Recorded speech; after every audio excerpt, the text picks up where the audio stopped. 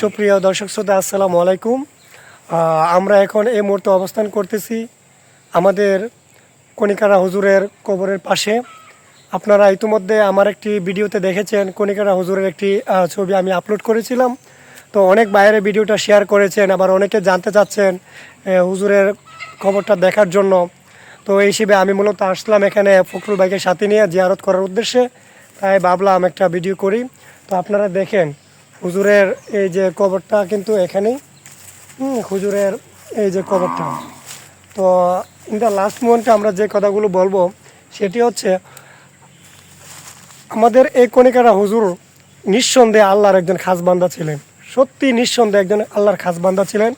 কেননা ওনার যে রিক্সার যে ড্রাইভার ছিলেন, উনি কয়েকদিন আগে আমাকে একটি কথা বলেছিলেন যে ভাই, বিশেষ করে একটি জিনিস খেয়াল করবেন, এই কণিকারা হুজুরের একটি বাড়ি খাইবার জন্য আপনার অনেক মানুষই রাস্তার মধ্যে দাঁড়িয়ে থাকতো শুধু একটি লাড়ির বাড়ি খাইবার জন্য। কিন্তু হুজুর সবাইকে বাড়ি দিতেন না। প্রতিমধ্যে হুজুর এক সময় ওই ইয়াসিন ভাইকে বললেন, ইয়াসিন, এরা কি জানে যে আমার একটা বাড়ির দাম কোটি টিয়া?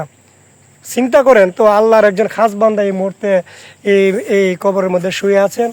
সবাই ওনার জন্য দোয়া করবেন। আর যে কথাটা বলতে চাই ভাই, আমরা দুনিয়াতে আছি অল্প সময়ের জন্য।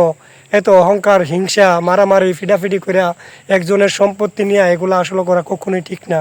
কারণ দিন শেষে সবারই শরীরের মধ্যে 3.5 হাত কাপড় জড়িয়ে যাবে, তখন আর সাথে কিছুই যাবে না নেক আমল ছাড়া। তাই আমরা সবাই যার যার জায়গা থেকে নিজেকে যতটুকু পারি নিজের আকীদা, নিজের আমল ঠিক রাখার চেষ্টা করব। আর হিংসা অহংকার থেকে আমরা দূরে থাকবো। কেননা আমরা দুনিয়ার পিছনে যতই ছুটতেছি আসলে দুনিয়ার পিছনে ছুটতেছি ঠিক আছে, কিন্তু মৃত্যু একদিন সত্যি আমাদের সামনে চলে আসবে। তখন সেই মৃত্যুতে কিন্তু আমরা কেউ রেহাই পাবো না। আজকেও একজনের জানাজা পড়ে আসলাম। সত্যি তখন মানে নিজের মধ্যে একটা অনুভূতি, ফিলিংস হলো যে এই পৃথিবীতে যেহেতু আমরা আসছি, একদিন তো চলে যেতে হবে। এবং রাজা হোক, গরিব হোক, প্রজা হোক, ধনী হোক, যেই হোক না কেন, সবাইকে কিন্তু একদিন এই পৃথিবী ছেড়ে চলে যেতে হবে। তো যাই হোক, এই মুহূর্তে আমরা কিছু স্মৃতিচারণ আমার ফখরুল ভাইয়ের কাছ থেকে জানবো। কেননা ওনার অনেক সময় কিন্তু উনি শ্রীপুরে কাটিয়েছেন ওনার পড়াশোনার তাগিদে। তো ওনার কাছ থেকে আমরা কিছু জিনিস কণিকারা হুজুর সম্পর্কে জেনে নিব। আচ্ছা, এখন কথা হচ্ছে, আমি আসলে গুছায় কথা বলবো না, গুছায় কথা বললে লম্বা হয়ে যাবে ভিডিও। তো আমি আমিনকে একটু বলবো যে তুমি এই ভিডিওটা একটু ঘোরাও, এদিকে ঘোরাও। এই যে আপনারা দেখতেছেন কবরের পাশে কিন্তু এই যে খালি অংশটা, হুজুর যখন মারা যাবে, হুজুরে মারা যাওয়ার 2 দিন আগে না 3 দিন আগে যেন আমার খেয়াল নেই, এই মাঠের মধ্যে হুজুরে কিছু ওসিয়ত করে গেছিল। এর আগে তো হুজুরের অনেক প্রমাণিত আমরা দেখছি, একজন আল্লাহর ওলি নিঃসন্দেহে বলতে পারি। দেখেন আপনারা, একজন নিঃসন্দেহে একজন আল্লাহর ওলির কবর, অথচ ওনার কবর মানে একেবারেই সমান, কোনো কিছু করা হয় নাই। উনি ওসিয়ত করে গেছেন যে কবর পাকা করা যাবে না, কবর পাকা করা উঁচু করা যাবে না। উনি বইলেই গেছে এটা আল্লাহর ওলিদের নির্দেশ। আচ্ছা, যাই হোক, ওই দিকে যাই না, কিন্তু এখানেই এই পাশেই হুজুরের এই যে আপনারা খালি অংশটা দেখতেছেন, এই খালি অংশটার মধ্যে একটা মাহফিল হয়েছিল। এই মাহফিলের প্রধান অতিথি হিসেবে আমাদের এই কণিকারা হুজুর ছিলেন।